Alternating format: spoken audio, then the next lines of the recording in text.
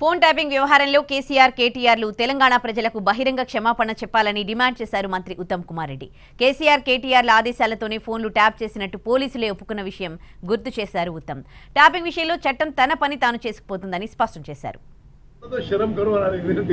మీరు రాజకీయ ప్రత్యర్థుల మీద రకరకాలుగా ఫోన్ ట్యాపింగ్ ఉపయోగించి రాజకీయ ప్రత్యర్థులే కాదు బిజినెస్ మీద ఉపయోగించి బిజినెస్ మ్యాన్ మీద బ్లాక్మెయిల్ చేసి వసూలు చేసుకుంటారు. సినిమా స్టార్ల మీద ఫోన్ ట్యాపింగ్ చేసిండ్రు. అసలు పూర్తిగా కేసీఆర్ అప్పుడున్న అధికారుల వాళ్ళు తెలంగాణ ప్రజలకి బహిరంగ క్షమాపణ చెప్పాలి. ఇక పనిష్మెంట్ ఎట్లా ఉంటుంది, చట్టం తన పని తను చేసుకోబోతుంది.